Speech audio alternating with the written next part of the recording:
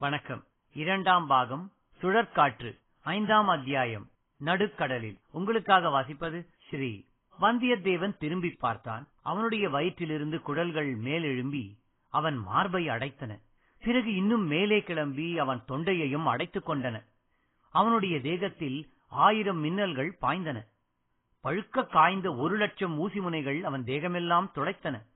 அத்தகைய பயங்கர காட்சி அவன் கண்முன்னே காணப்பட்டது. முடிவில்லாது பறந்திருந்த இருளில் அங்கங்கே 10, 20, 100 அக்னி குண்டங்கள் தோன்றின.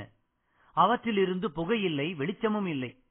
கீழே விறகு போட்டு எரித்து உண்டாகும் தீப்பிழம்புகளும் அல்ல, வெறும் நெருப்பு பிண்டங்கள். பூமியிலிருந்து எப்படியோ எழுந்து அவை நின்றன. திடீரென்று அவற்றில் சில பிண்டங்கள் மறைந்தன. வேறு சில தீப்பிண்டங்கள் புதிதாக எழுந்து நின்றன. ஒரு பிரம்மாண்டமான கரிய இருள் நிறம் கொண்ட ராட்சசன், தனியாக தலை ஒன்று இல்லாமல் வயிற்றிலேயே வாய் கொண்ட கவந்தனை போன்ற ராட்சசன். ஆனால் அவன் வயிற்றில் ஒரு வாயல்ல, அநேக வாய்கள். அந்த வாய்களை அவன் அடிக்கடி திறந்து மூடினான். திறக்கும் போது வயிற்றிலிருந்து தீயின் ஜுவாலை வாய்களின் வழியாக வெளியே வந்தது, மூடும்போது மறைந்தது. இந்த காட்சியைக் கண்ட வந்தியத்தேவனுடைய ஒவ்வொரு ரோமக்கால் வழியாகவும் அவனுடைய உடம்பின் ரத்தம் கசிவது போல் இருந்தது. அப்படிப்பட்ட பீதி அவனை என்றைக்கும் ஆட்கொண்டதில்லை. பெரிய பழுவேட்டரையரின் பாதாள நிலவரையிலே கூட இல்லை. அவன் பின்னால் ஹ ஹ ஹ என்ற சிரிப்பு கேட்டது. திரும்பி பார்த்தான். பூங்குழலிதான். வேறு ஒரு சந்தர்ப்பத்திலே என்றால் அவளுடைய அந்த சிரிப்பே அவனுக்கு அளவிலாத பயங்கரத்தை உண்டாக்கியிருக்கும். இப்போது அதே சிரிப்பு தைரியத்தை அளித்தது. ரத்தமும் சதையும் உடலும் உயிரும் உள்ள பெண்ணொருத்தி அவன் பக்கத்தில் நிற்கிறாள் என்பது பெரும் அபாயத்தில் ஒரு பற்றுக்கோல் போல உதவியது. பார்த்தாயா என் காதலர்களை என்று பூங்குழலி கேட்டாள். இந்த கொள்ளிவாய் பிசாசுகள்தான் என் காதலர்கள். இவர்களை பார்த்து சல்லாபம் செய்வதற்குத்தான் நள்ளிரவில் இந்த இடத்துக்கு நான் வருகிறேன் என்றாள். இந்த பெண்ணுக்கு நன்றாய் பித்து பிடித்திருக்கிறது என்பதில் எள்ளளவும் சந்தேகமில்லை. இவளுடைய உதவியைக் கொண்டு இலங்கைக்கு போகிறது நடக்கிற காரியமா? இவ்வாறு வந்தியத்தேவன் எண்ணினான். அவனுடைய உள்மனத்திலிருந்து வேறு ஏதோ ஒரு எண்ணம் வெளிவர போராடிக் கொண்டிருந்தது. அது என்ன? இந்த கொள்ளிவாய்ப் பிசாசுகளை பற்றிய ஏதோ ஒரு விஷயம்தான். உன்னுடைய சிநேகிதன் சேந்தன் அமுதனால் இத்தகைய காதலர்களோடு போட்டியிட முடியுமா என்று பூங்குழலி கூறியது கிணற்றுக்குள்ளே இருந்து வரும் குரலைப் போல் கேட்டது. ஏனெனில் அவனுடைய உள்ளம் அப்போது எதையோ ஞாபகப்படுத்திக் கொள்ள முயன்று கொண்டிருந்தது. கடைசியில் ஒரு பெரிய போராட்டம் மனதிற்குள்ளேதான். இதோ ஞாபகம் வந்துவிட்டது. கந்தகம் கலந்த பூமி பிரதேசங்களில் தண்ணீர் வெகுகாலம் தேங்கி நின்று சதுப்பு நிலமானால் அத்தகைய இடங்களில் இரவில் இம்மாதிரி தோற்றங்கள் ஏற்படும். பூமிக்குள்ளே இருந்து கந்தகம் கலந்த வாயு வெளியில் வரும்போது நெருப்பு பிழம்பு வருவது போல் இருக்கும். சில சமயம் நீடித்து நிற்கும், சில சமயம் குப் குப் என்று தோன்றி மறையும். இந்த இயற்கை தோற்றத்தைக் கண்டு அறியாத மக்கள் பயப்படுவார்கள். கொள்ளிவாய் பிசாசு என்று பயங்கர பெயர் கொடுத்து பீதி அடைவார்கள். இப்படி பெரியோர் சொல்லி அவன் கேள்விப்பட்டிருந்தது ஞாபகத்துக்கு வந்தது. பிறகு அவனுடைய அறிவுக்கும் பயத்துக்கும் போர் நடந்தது. அறிவு வெற்றி பெற்றது. ஆனால் அதையெல்லாம் இச்சமயம் இந்த பிரமை பிடித்த பெண்ணிடம் சொல்லி பயனில்லை. எப்படியாவது அவளுக்கு நல்ல வார்த்தை சொல்லி அழைத்து கொண்டு போய்விட வேண்டியதுதான். பெண்ணே, உன் காதலர்கள் எங்கும் போய்விட மாட்டார்கள், இங்கேதான் இருப்பார்கள். நாளைக்கும் அவர்களை வந்து பார்க்கலாம் அல்லவா? வீட்டுக்கு போகலாம், வா என்றான். அதற்கு பூங்குழலி மறுமொழி ஒன்றும் சொல்லவில்லை. விம்மி அழத் தொடங்கினாள். இது என்ன தொல்லை என்று வந்தியத்தேவன் எண்ணினான். பின்னர் சற்று நேரம் சும்மா இருந்தான்.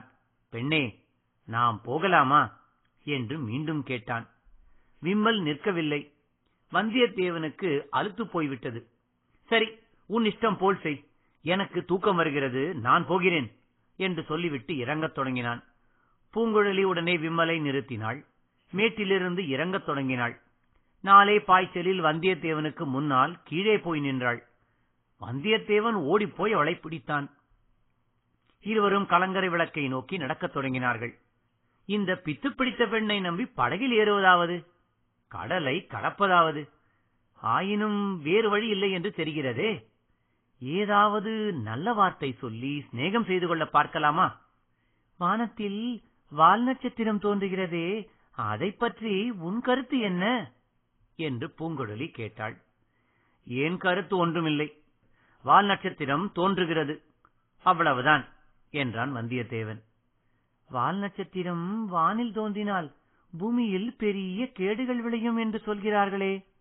அப்படித்தான் சிலர் சொல்கிறார்கள். நீ என்ன சொல்லுகிறாய்? நான் ஜோதிட சாஸ்திரம் படித்ததில்லை. ஜனங்கள் அப்படி சொல்லிக் கொள்வதுதான் எனக்கு தெரியும். சற்று நேரம் மௌனமாக நடந்தார்கள். பிறகு பூங்குழலி, சக்கரவர்த்திக்கு உடம்பு சுகமில்லை என்று சொல்கிறார்களே, அது உண்மைதானே என்றாள். இவள் அவ்வளவு பித்துக்குளி பெண்ணல்ல என்று வந்தியத்தேவன் எண்ணிக்கொண்டான். கொஞ்சம் அவனுக்கு நம்பிக்கை பிறந்தது. நானே என் கண்ணால் பார்த்தேன். சக்கரவர்த்தி படுத்த படுக்கையாய் கிடக்கிறார். 2 கால்களிலும் உணர்ச்சியே கிடையாது. ஓர் அடி கூட எடுத்து வைக்க முடியாது.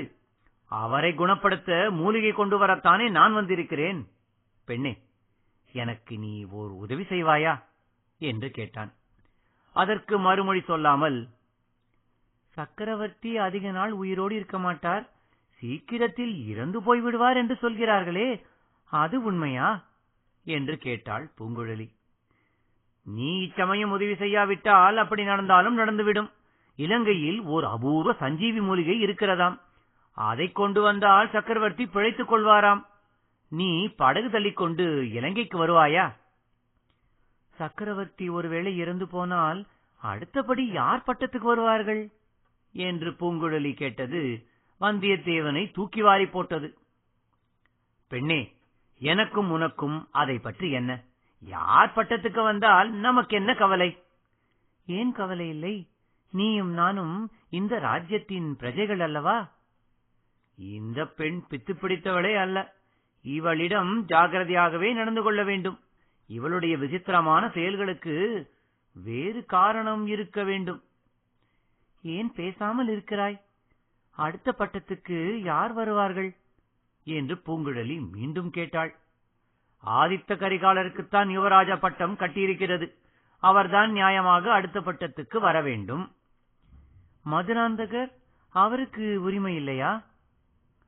அவர்தான் ராஜ்யம் வேண்டாம் என்று சொல்லிவிட்டாரே. முன்னே அப்படி சொன்னார். இப்போது ராஜ்யம் வேண்டும் என்று சொல்கிறாராமே. அவர் சொன்னால் போதுமா? பிரஜைகள் எல்லாரும் ஒப்புக்கொள்ள வேண்டாமா? பெரிய மனிதர்கள் பலர் அவர் கட்சியில் இருக்கிறார்களாமே. அப்படித்தான் நானும் கேள்விப்பட்டேன். இவ்வளவும் உன் காது வரையில் வந்து எட்டியிருப்பதை நினைத்தால் எனக்கு மிகவும் ஆச்சரியமாய் இருக்கிறது. சுந்தர சோழர் திடீரென்று இறந்து போனால் என்ன ஆகும்? தேசமெல்லாம் பெருங்குழப்பம் ஆகிவிடும். அதை தடுப்பதற்குத்தான் உன் உதவி இப்போது தேவையாயிருக்கிறது. நான் என்ன உதவியை செய்ய முடியும்? முன்னமேயே சொன்னேனே, நான் அவசரமாக மூலிகை கொண்டு வர இலங்கை தீவுக்கு போக வேண்டும். அதற்கு நீ படகு வலித்துக் கொண்டு வர வேண்டும். என்ன எதற்காக அழைக்கிறாய்? ஒரு பெண் பிள்ளையை படகு தள்ளும்படி கேட்க வெட்கமா இல்லையா? வேறு யாரும் இல்லை என்று உன் தந்தை சொல்கிறார். உன் அண்ணன் கூட நேற்று போய்விட்டானாமே.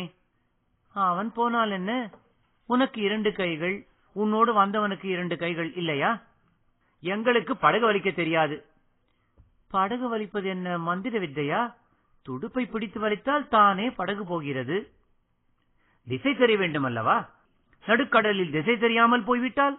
நடுக்கடலில் திசை தெரியாவிட்டால் மூழ்கி சாகுங்கள்.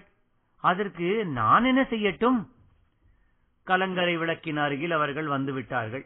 வந்தியத்தேவனும் அத்துடன் பேச்சை நிறுத்திவிட விரும்பினான். மேலும் பேச்சை வளர்த்து பூங்குழலியின் மறுப்பை உறுதிப்படுத்திவிட அவன் விரும்பவில்லை. அவள் அவ்வளவு கண்டிப்பாக மறுமொழி சொன்ன போதிலும் அவளுடைய குரலும் பேச்சின் தோரணையும் அவனுடைய உள்ளத்தில் சிறியதொரு நம்பிக்கை சுடரை உண்டாக்கியிருந்தன. 2ஆம் முறை படுத்த பிறகு வெகு நேரம் வந்தியத்தேவனுக்கு தூக்கம் வரவில்லை. ஏதேதோ எண்ணங்களினால் அவனுடைய உள்ளம் வெகுவாக குழம்பிக் கொண்டிருந்தது. 4ஆம் ஜாமத்தின் ஆரம்பத்திலேதான் தூங்கினான். தூக்கத்தில் வந்தியத்தேவன் கனவு கண்டான். பாய்மரம் விரித்த சிறிய படகில் பூங்குழலியும் அவனும் எதிரெதிராக அமர்ந்திருந்தார்கள். நாலாபுரமும் கடல், எங்கு நோக்கினாலும் ஜலம், இனிய பூங்காற்று. படகு அக்காற்றில் மிதப்பது போல போய்க் கொண்டிருந்தது.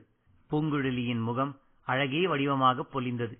சுருண்ட மயிர் நெற்றியில் ஊசலாடிக் கொண்டிருந்தது. சேலை தலைப்பு பறந்தது. எங்கே போகிறோம், எதற்காக போகிறோம் என்பதெல்லாம் வந்தியத்தேவனுக்கு மறந்து போய்விட்டது. பூங்குழலியுடன் படகில் போவதற்காகவே இத்தனை நாள் பிரயாணம் செய்து வந்ததாக தோன்றியது. ஒன்றே ஒன்று குறைவாய் இருந்தது. அது என்ன? அது என்ன? ஆ, பூங்குழலியின் பாட்டு. சேந்தன் அமுதன் சொல்லியிருந்தான் அல்லவா? பெண்ணே, உன் பவழவாயை திறந்து ஒரு பாட்டு பாட மாட்டாயா என்றான் வந்தியத்தேவன். என்ன சொன்னாய் என்று பூங்குழலி புன்னகையுடன் கேட்டாள். ஆஹா, அந்த புன்னகை 7 உலகமும் பெறாதா? உன் கனிவாயை திறந்து ஒரு கீதம் இசைக்க மாட்டாயா என்றேன். கீதமிசைத்தால் எனக்கு என்ன தருவாய்? உன் அருகில் வந்து உன் அழகிய கன்னத்தில். பூங்குழலி உடனே தன் மடியிலிருந்து ஒரு கூரிய கத்தியை எடுத்துக்கொண்டாள். கத்தி பிடித்த கையை ஓங்கினாள். இதோ பார், அந்த பாய்மரத்துக்கு அப்பால் ஒரு அணுவளவு நீ வந்தாலும் உன்னை இந்த கத்தியால் குத்தி விடுவேன். கடல் மீன்கள் மிக பசியோடு இருக்கின்றன என்றாள்.